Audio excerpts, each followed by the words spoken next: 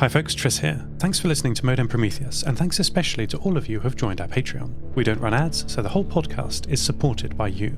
If you'd like to help out, head over to patreon.com/Modem Prometheus. Members get behind the scenes notes, early access, bonus episodes, and a lot more exciting stuff. Today's story is called Minor Characters, and is for everyone who's ever wanted to change the world. Have you worked out who I am yet? I haven't made it obvious, I know. Any clues you may think you have spotted were entirely unintentional. Modem knows. She's going to deny it, but she knows all the same. So let me tell you a couple of things about me. 2 truths and a lie. I've been here a long time. Ever since the first house sprung up at a crossroads. I was once the queen of the mud. I love you. I love every one of you, like a heart loves its beat, like a vein loves its blood. And tonight, I have one more story for you. Tonight, when light and dark are balanced perfectly on a pivot, when summer hands over to autumn, when the harvest moon rises fat and orange over the hulking mass of the ridge. It's hunt night, and there's only one place to be on hunt night. So it's time we went to the Crown and Anchor.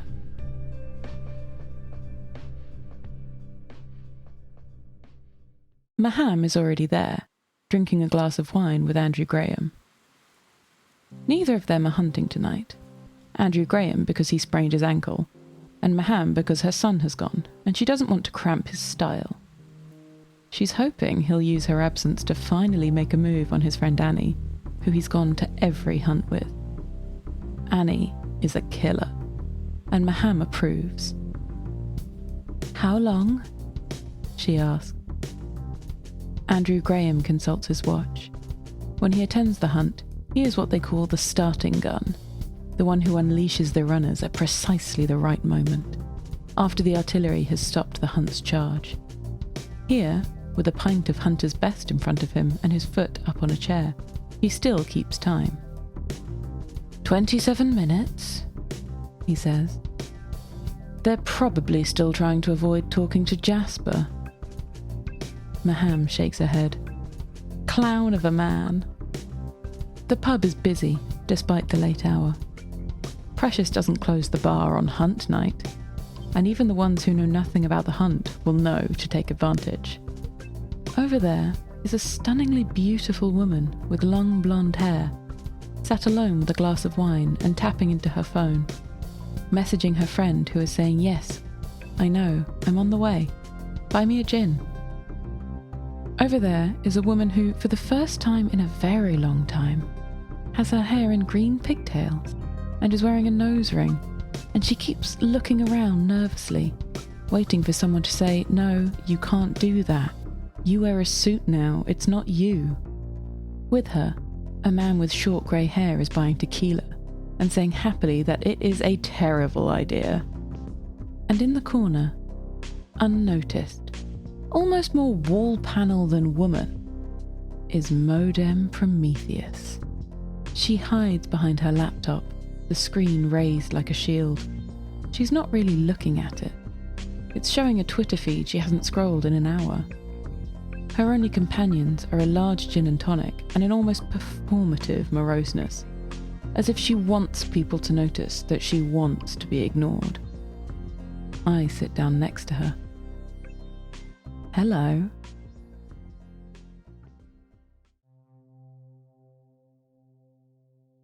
Jasper waits.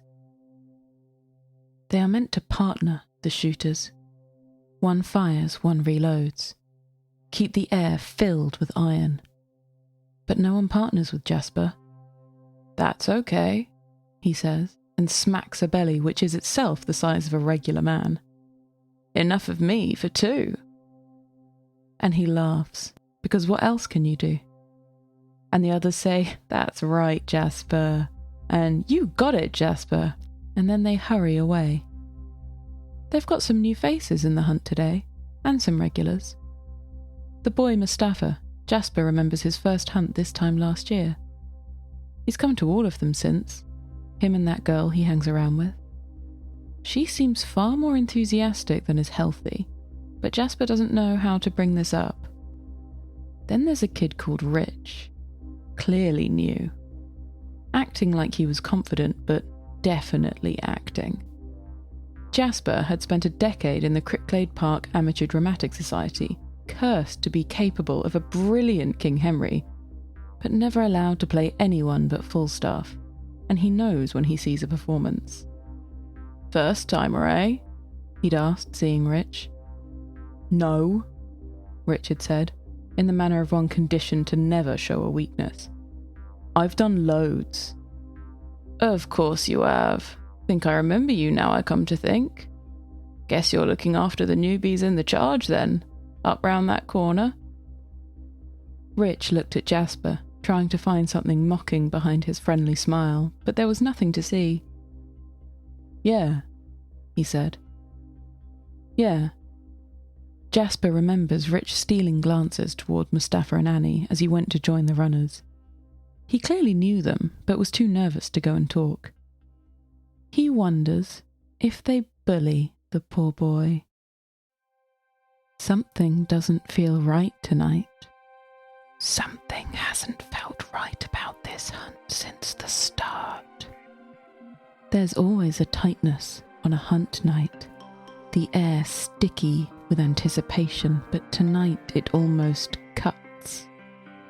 Jasper feels like his nerves are threaded on razor wire. He wonders if they're even in the right place. Usually Modem Prometheus tweeted the hunt's path, but this time the account was silent. Instead, Andrew Graham had calculated the position based on where the last hunts had been. He'd done a blog post using words like cyclical and time series, which Jasper had not understood.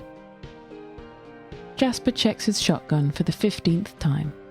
It's an old model, single barrel, 410 bore, built for pest control. Below, he sees people filing inside and bolting their doors. He thumbs around into the barrel, but leaves the gun broken. The light wind drifts into silence.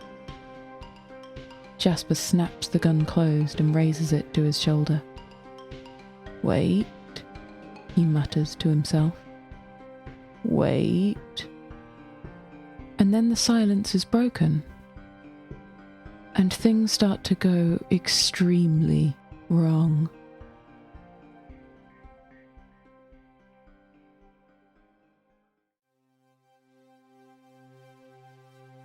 Far across the city, in an office so high people are too small to be seen from its windows, the product manager is working late. From here he can see the full spread of the streets, a golden filigree web, a nebula of jewels and stardust.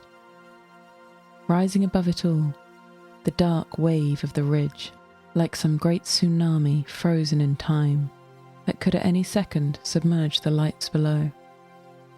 And on that ridge, the blazing red eyes of the transmitter mast, 4 of them in a single vertical line, an arrow to the angels, a runway to space.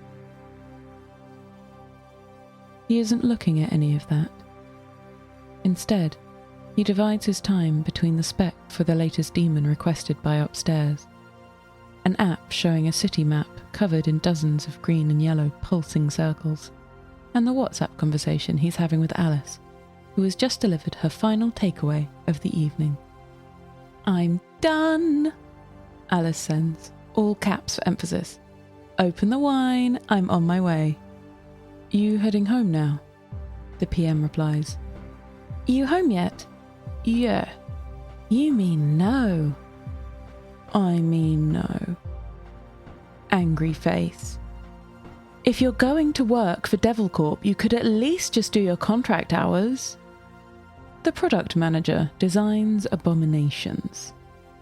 Upstairs puts in the request. He creates the specifications, writes the ticket, and manages the product with the summoning engineers, whose job it is to make the ritual that carves the demon out from the ether. It's not where he expected his history degree to take him, but it also paid off his entire student loan in about a year. He doesn't know what Upstairs does with most of what he builds for them, and he doesn't ask. They're just tools. It's not his problem after it's been shipped. He knows Alice disapproves. She's brought it up enough times, dropped enough comments about other jobs she thinks he'd be good at. But it's hard to argue with a pile of money quite that big. He taps in another message. I won't be long. Sorry. You need to be careful. I met this cutie tonight and he's followed me for 2 deliveries. The PM's phone dings to show a picture of a black cat with big eyes, hopeful whiskers, and a collar with a tag that reads, Pepsi. He thought you'd give him someone's chicken, he types. He wasn't wrong. There is a pause, then another message from Alice comes in. I'm not far away. I'll come to your office, then we'll go home. Cool. Love you. Love you too. He sighs. He knows he shouldn't be here, as late as it is. He stopped being able to think about the spec properly hours ago. But Upstairs wanted it done, and what Upstairs wants, Upstairs gets. He looks again at the map on his computer screen. This isn't work, it's his own side project. Alice delivers takeaways fast by taking shortcuts through the back roads. Here he can see every gate to the back roads in real time, along with how dangerous it currently is. Most of this app isn't really his. A couple of months ago, one of the projects Upstairs sent down was for a daemon which could access an abandoned GitHub repo called Modem Prometheus. It was locked down with every bit of security GitHub could provide, and several other bits GitHub definitely didn't. It had been cracked, of course. It was trivial to make a daemon that laughed at quantum cryptography. But the PM had been curious about the civilian who could deploy tech like that. He'd taken a copy of the contents to investigate himself. Upstairs would disapprove, but wouldn't care as long as none of it became public. Inside, he'd found this code.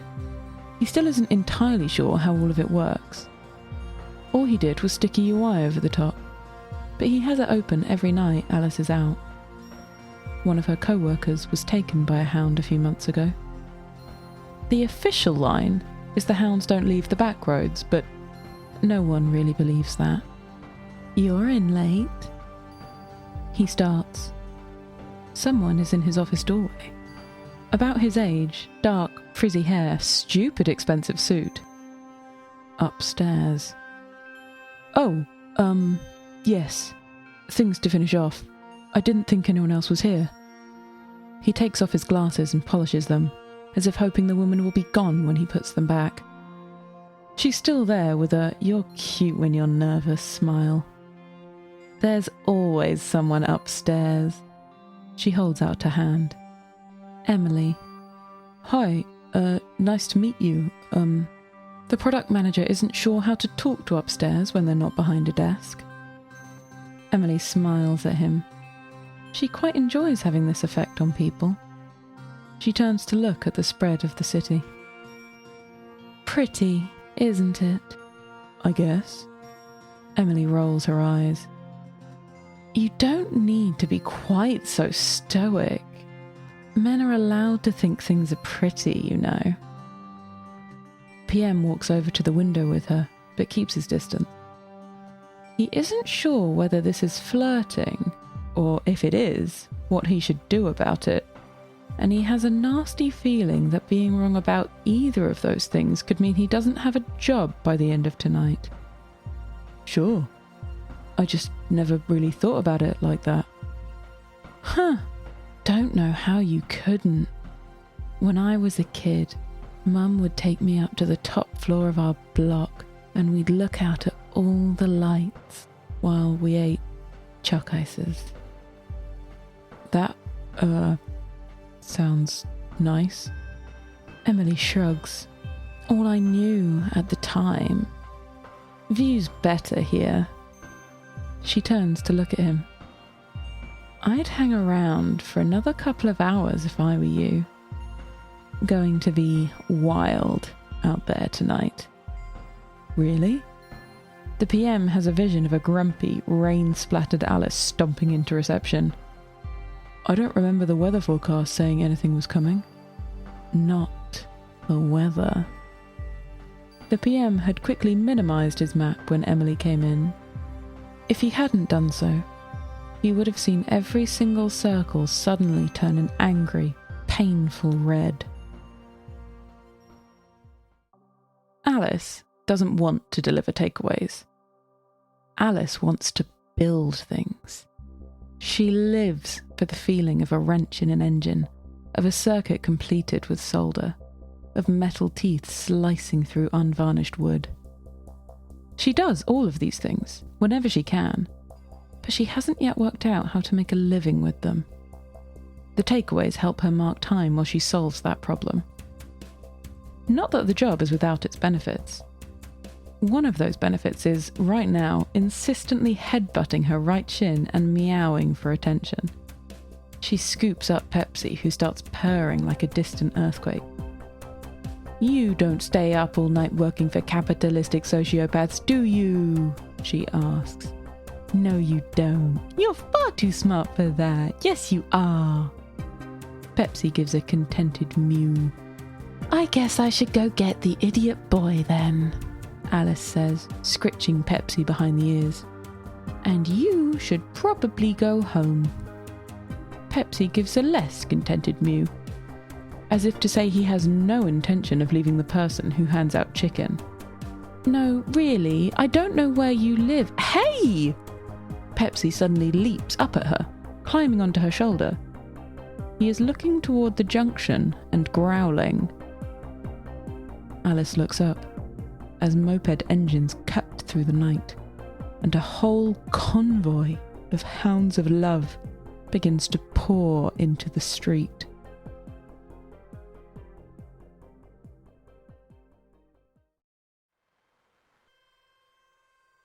Jasper isn't a man built for moving fast, but he's the first one on the street after the screaming starts. He rounds the corner to find 5 bodies. Clearly bodies are not people.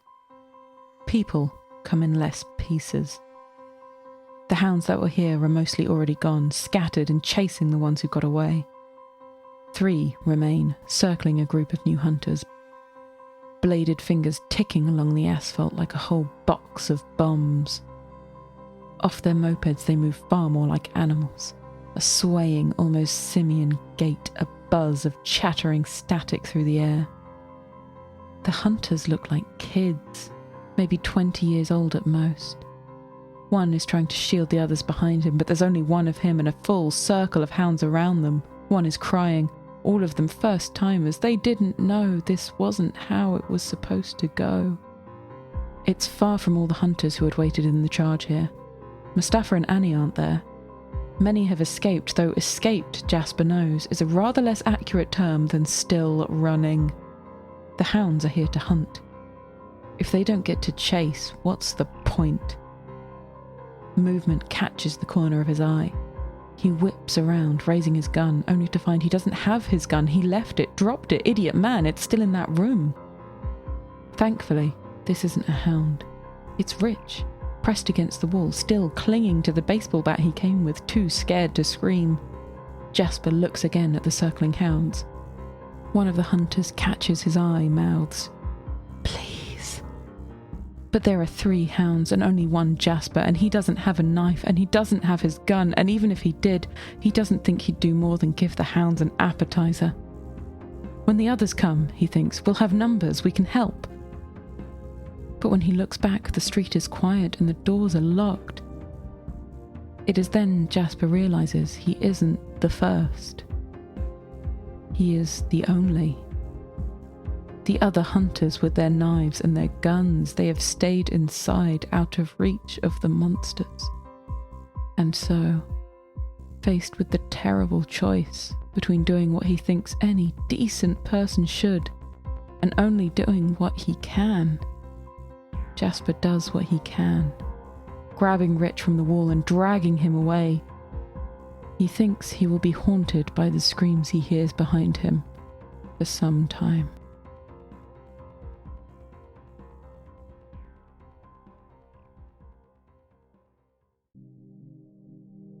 know who I am? I ask Modem Prometheus. Annoying, she says, as she stares sullenly at her Twitter feed. She still hasn't scrolled it. It still hasn't moved. You're annoying. I shrug. I can be, it's true. You're in a lot of the stories I tell. I don't know you. I know you. I know everyone. Great. You're not just annoying, you're cryptic. Fine, I'll bite. Who do you tell stories to? Anyone who listens. And why am I in them? To be honest, you just keep turning up. You never set out to tell a story about you. But there you are, in the background. A minor character, Modem says bitterly. Seems about right. You used to broadcast the Backroads forecast. Then you stopped. People ignored it. You made a wiki about the things people don't like to think about. Then you stopped updating it. No one was reading it. You ran the Twitter account showing the hunt location, but you've not tweeted anything for months. They ran hunts before, and they're running them now. Didn't make any difference. Precious comes over with an estuary Mai Tai. It's gin cut with river water, garnished with wasteland blackberries, mud smeared across the rim and served in a dome filled with dragon smoke. Get that woman another glass of wine, I say, gesturing to Maham. She's going to have a rough night. Yes, ma'am. Precious gives a little bow. Modem Prometheus is staring at me. I sip my drink. A long time ago, I say. A single stone was taken from a stone circle and placed on the ridge. The transmitter mast stands in that spot now. What's left of that circle is in Precious's basement. This pub was built over the top. You should ask him to see it sometime. Modem keeps staring. Eventually she slaps her laptop shut and moodily drinks her gin. I catch Precious's eye. We'll need another one of those too. Transmitter tower, she mutters. Transmitter masts are held up by guys. Transmitter towers are self-supporting. How interesting. I wait, but she doesn't respond. I do know who you are, she says eventually. I've lived in you all my life. You really think I wouldn't recognise you? You'd be surprised. Modem puts her head on the table. You want to know why I stopped? Because I thought I could make a difference. I thought I could help. I thought I could come in and be the hero. But you're right. I was never anything other than a minor character. I thought I could make a difference, but turns out I can't, all right? It was a dumb thing to do, so I stopped. I lean forward. Do you know what's happening out there tonight? Here is what's happening. In the Crown and Anchor, Maham is looking nervously at her phone. Mustafa should have checked in by now. The hunters should be heading home, but her screen is silent, dark. Mustafa and Annie are scrambling over some park railings. Mustafa is bleeding from his right arm and has lost his great-grandfather's bayonet. He buried it to the hilt in the head of a hound that went for Annie. The creature had screeched like a broken radio, staggered backwards, but then kept moving. Alice pounds her way towards the skyscrapers. She can see them in the distance, great, glittering tombstones, starlit monuments to money and enterprise. She would find them beautiful if she didn't know what happened inside. But she has no time for appreciation, because the hounds have her scent. Pepsi, meanwhile, snoozes in the pannier bag he was unceremoniously dumped into. 150 feet above the ground, Emily mentions casually to the PM that she has a bottle of whiskey in her office that's older than either of them. Jasper is saying to Rich urgently, the time. I always tell them you need to have a watch, you need to synchronise, but Jasper doesn't have a watch and he doesn't have his gun. He has nothing but the brain in his head and he has an idea, but he needs the time. Alice crests Red Post Hill and pushes hard to build speed coming down the rise. There is only a second to feel exhilaration before she notices 2 more hounds waiting at the bottom of the hill.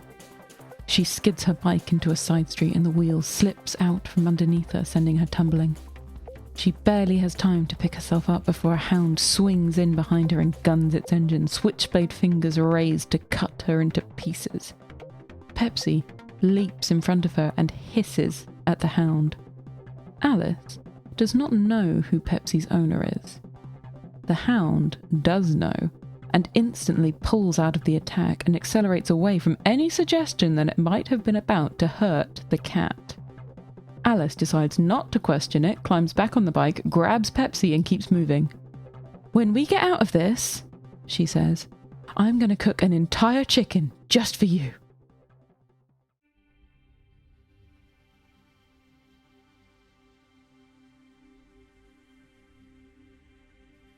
The PM has never been this high upstairs. He wonders how much farther there is to go. It's still a long way to the penthouse. Emily is sitting on her desk, swirling a measure of whiskey which would put a dent in even the PM's very considerable salary. The PM isn't really one for whiskey, but even he has to admit this is delicious.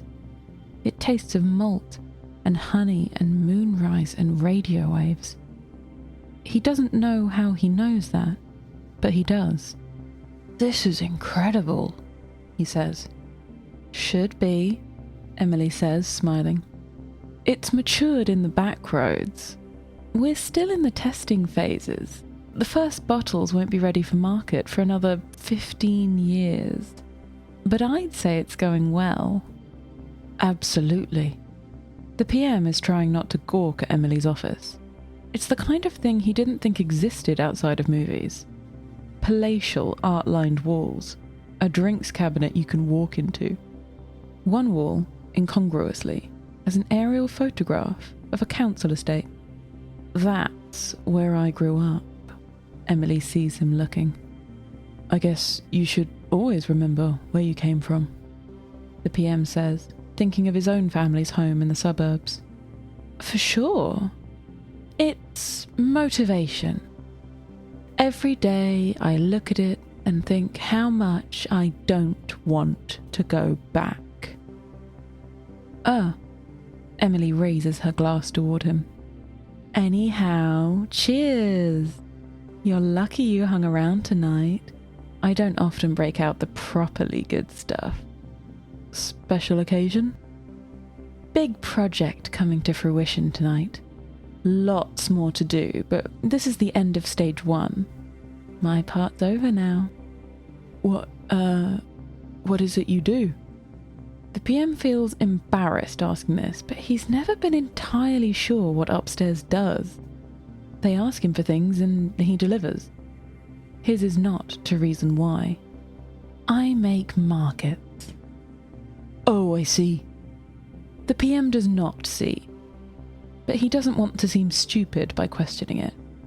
He thinks Emily notices, but is too nice to say so directly. "Hey," she says. "Do you want to see the product?"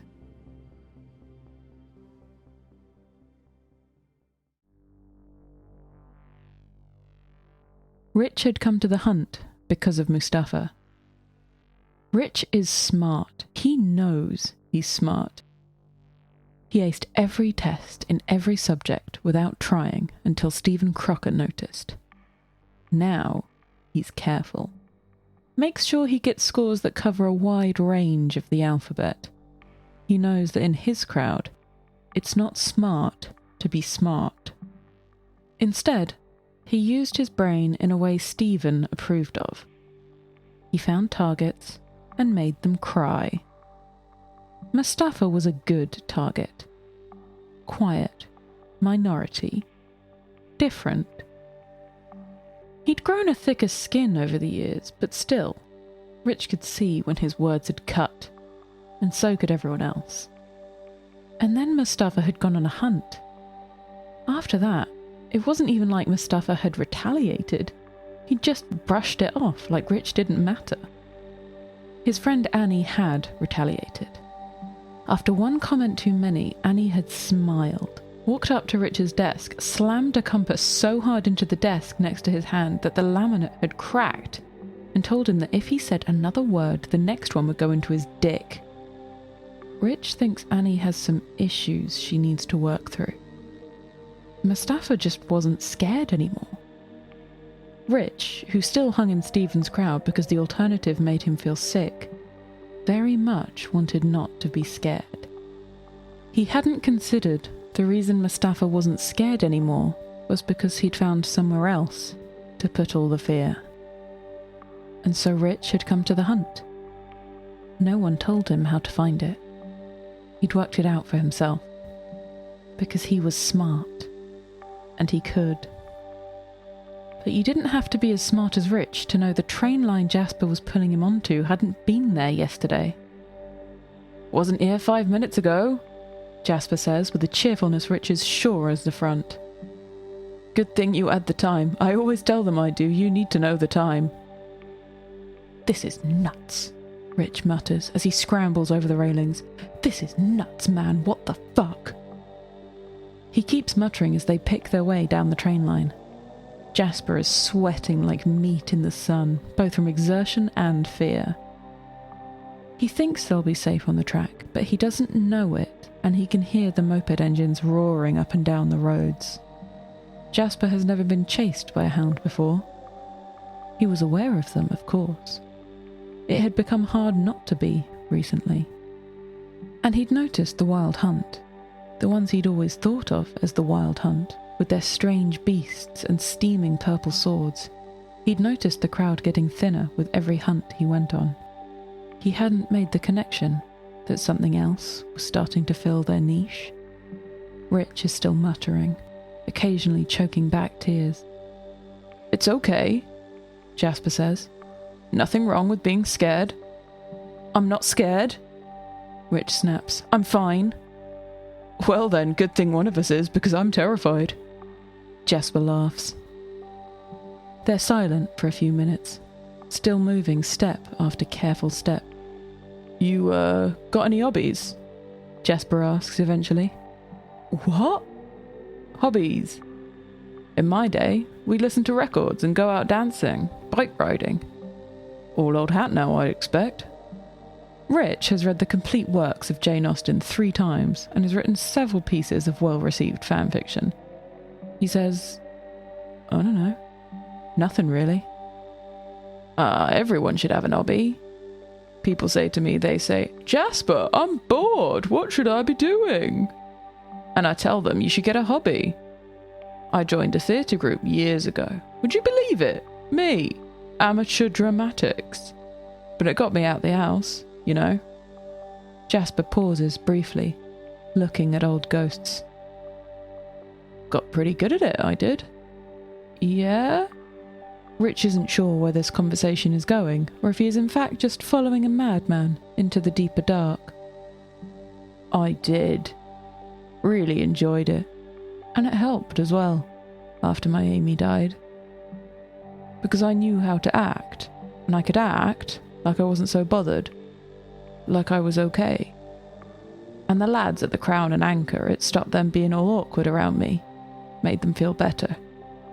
But I wasn't just acting there. I was acting everywhere. Even at home. All alone. I was acting to myself like it was okay. But I wasn't. And that almost ended badly. Point is, don't get caught up playing a role. Not good for you. Not good at all." Rich doesn't say anything, just follows in Jasper's wake. Eventually he asks, "Do you, still act and shit?" Sometimes. Hard habit to get out of." Jasper sniffs. "Those bastards never did let me play King Henry, though." Here, Emily hands the PM something small, black and sleek. It's about the size of his thumb and looks like a scaled-down version of something aliens might arrive in. It doesn't seem to have any switches, but when Emily takes it back, brushes a hand over the tip, it lights up radar green and pulses gently. "What is it?" the PM asks. A short-range, low-power transmitter. You can charge it kinetically, go for a walk every day, and it can stay on basically forever. And personally coded. This one's coded to me, so it'll only work for me. What does it transmit? I'll show you. She leads him to another part of the building. They're in what the PM recognizes as a research wing, downstairs of his own office. The place is full of sealed labs and machinery. He doesn't want to say as much, but he finds it quite quaint. He's never found a machine that can outperform one of the demons his team produces. Your team were involved in it, actually, Emily says, as her shoes clicked across the floor like bones were snapping beneath them. Really? Oh, yes. You might not remember. We asked you to acquire the Modem Prometheus repo? Oh. Yes, I remember. That was you. Yeah. Mum used to talk about this Modem Prometheus character sometimes. I don't know if they were a friend of hers or what. Probably not. Something to do with those silly hunts she went on. They go into some kind of cell. Plain white walls and brightly lit. There's the door they came in, another door on the facing wall, and nothing else. Emily switches off the device. Stay behind me, she says. This is very important. What are you... Holy Christ! The other door has opened, revealing a hound of love. Its blank, hooded head instantly whips towards the pair of them, and the blades of its hands make screeching noises on the floor as it prepares to leap. Emily switches the device on, and it's like the hound has been whipped. From looking like a predator ready to pounce, suddenly it is shrinking back against the far wall. As Emily approaches it, it pushes itself further into a corner, trying to climb the walls in an attempt to get further away. Emily smirks and walks back out of the hound's room, easily turning her back on the cowering thing, shutting the door behind her. The original signal came from the repo, Emily says as she locks up. We've made adjustments to it, of course. It seemed to make them uncomfortable before, but it didn't create that kind of abject fear, which is going to be important for the Phase 3 marketing campaign. Soon we'll have production ramped up and we'll start getting them into distributors. And after tonight, we'll be able to charge pretty much what we like. What's happening tonight? Well, our first thought was to go enterprise, try to get contracts off of companies like Eat Now that use the backroads, but we didn't think they'd be willing to pay the kind of price per worker that we could generate from individual sales. But to generate a large audience, you need to make people believe they have a problem. And while the hounds would occasionally cross over, it didn't happen that often. So, I've had all the gateways shoved open for a night. I think it's the first mass extrusion event. Emily opens her hands out, then brings them together. Product, market, fit. The PM is trying to pretend to himself he didn't hear that properly. Mass extrusion event. Yes, not easy. Politics, negotiation, lots of stakeholders to accommodate. And of course, the technical side. Your team was a big help there too. I didn't honestly think we'd be able to hit every gateway, but the demon you crafted was superb. Oh, I'm glad. The PM isn't sure what would happen if Emily knew his true feelings about this, but he doesn't think it's a good idea to find out. I've not been to this floor before. Is there a bathroom somewhere nearby? Emily points him down the hall.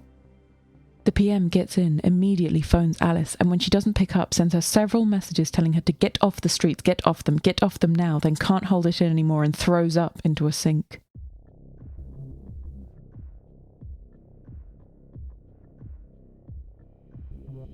At the Crown and Anchor, some of the hunters have made it back.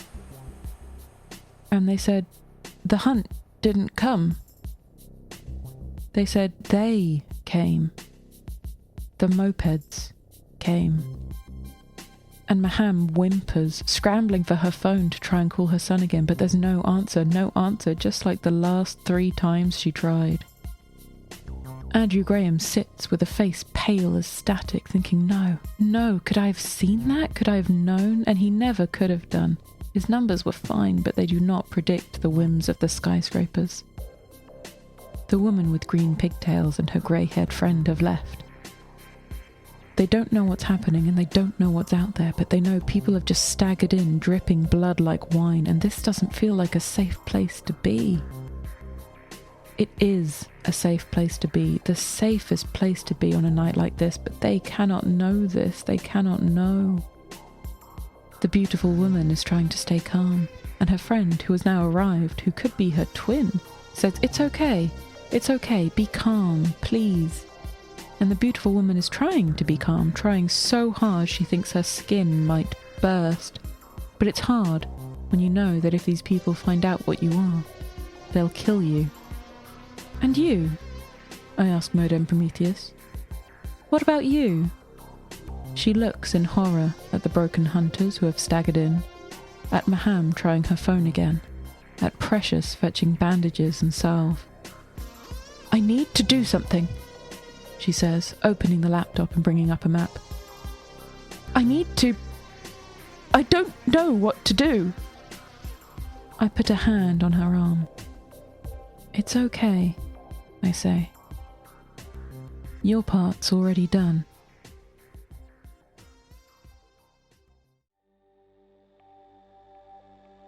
Rich doesn't know how far they've walked down the train line.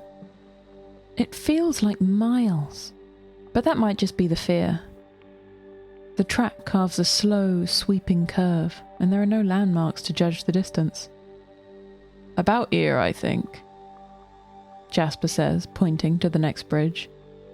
Just a couple of streets from there to the Crown, if I've got myself right. How did you know what to do? Rich asks finally. How did you know about this?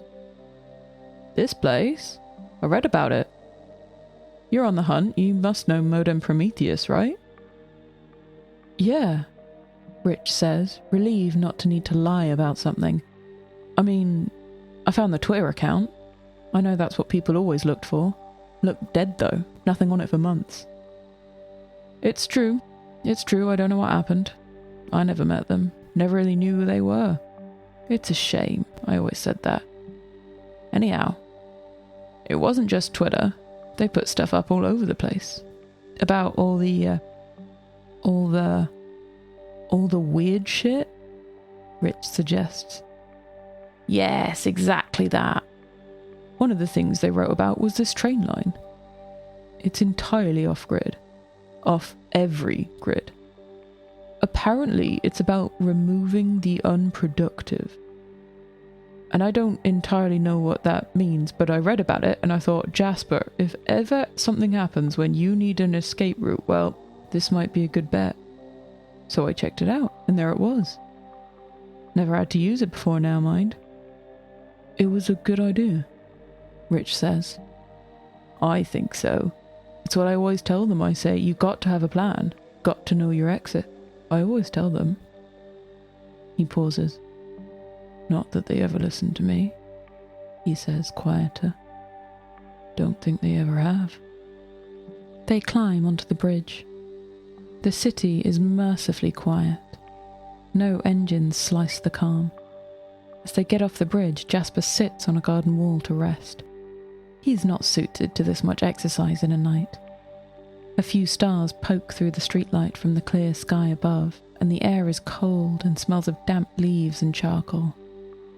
For a moment, you could believe it's a gentle night. Thank you, Rich says.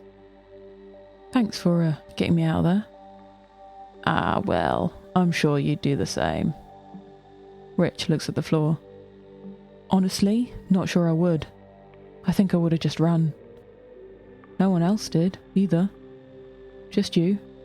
Jasper claps Rich on the shoulder as he stands up. Well, Just you remember to pass it on. They are about to start moving when there is a scream from a voice they both recognise. Rich hefts his bat and they both hurry towards the sound, turning the street corner to see what they already knew was coming. Annie is lying on the road, clutching her leg and sitting in a pool of far too much blood. Mustafa stands in front of her, trying to act as a shield, and between him, Rich and Jasper, there is a hound of love. Dismounted, the thing that looks like a hoodie when it sits on a moped turned into a ragged robe that flutters in the breeze. Occasionally, there are glimpses of muscles that look like they're made of shadow and flint. It chatters in static that sounds like laughter and faints back and forth like a cat playing with a broken bird. "Give me the bat," Jasper mutters. "What?" "Give me the bat. I'll distract it. You get the girl to the crown. It won't go in there. Once you're off, I'll lose it on the railway tracks and circle back." Rich feels like he should say something, offer to distract the hound himself. But that would mean attracting that thing's attention, and he can't do it, not yet. So he gives the bat to Jasper and prepares to run. Jasper twirls the bat and steps forward, declaiming at the top of his voice, this story shall the good man teach his son, and Crispian shall ne'er go by, from this day to the ending of the world." The hound turns.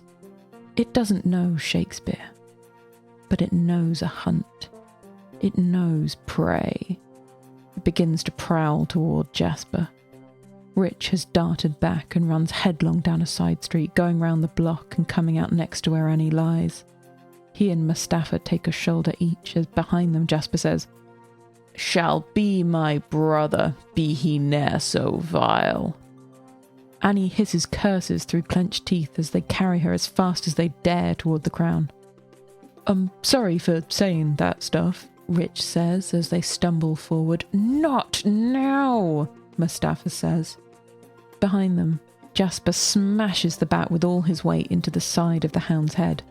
It goes down, but not for long, time enough to give Jasper a few meters head start. It shakes itself and continues the hunt. The PM is waiting in the lobby when Alice walks in. Pepsi trots in beside her, proprietorially. As soon as he sees her, the PM runs up to her and pulls her into a hug. "I fucked up," he says. "I fucked up so much." Alice kisses him and says, "Honestly, I kinda figured." The door to the Crown and Anchor creaks open and Rich, Mustafa and Annie stagger in. Maham doesn't even notice Annie or the bloody trail smeared behind her. She just grabs Mustafa into a hug, saying, "Oh my God, my boy, my baby boy." While Mustafa tries to push her off, Andrew Graham limps over, helps Rich place Annie on a bench where she can lie down. He looks at her leg, mutters something about a tourniquet. No one notices that Jasper does not come back. Precious moves over to the beautiful woman and her friend and says he has a room available if they would rather not go home tonight. "Do you understand?" I ask Modem Prometheus. "Understand?"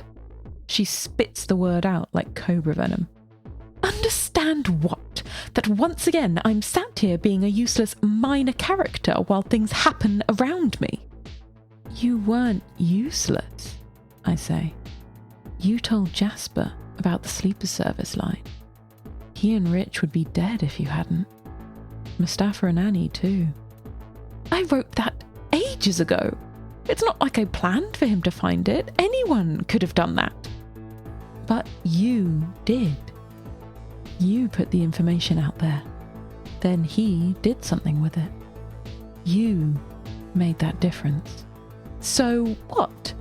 You're trying to tell me minor characters matter too?" "No, I'm trying to tell you there's no such thing as a minor character." Modem looks at me steadily. "If you say something like everyone is the hero of their own story, I'm going to punch you in the fucking mouth." I have another drink. And don't say it. Alice and the PM are walking home. The hounds are still abroad, but they won't risk hurting Pepsi. They are aware of the very localised apocalypse that awaits them if they do. I didn't know, the PM says, mostly to himself. I didn't know what they were doing. Alice sighs. I mean, you knew they weren't using your stuff to improve the community garden. Yeah, but I thought it was just, I don't know, corporate espionage. That's because you're an idiot who likes to kid himself, babe. The PM is silent. It's hard to give a snarky response to something so obviously true.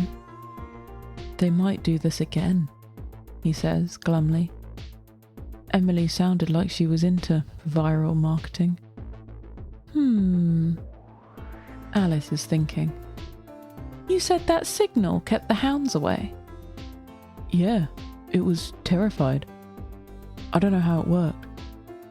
Probably an inversion wave, like negative white noise.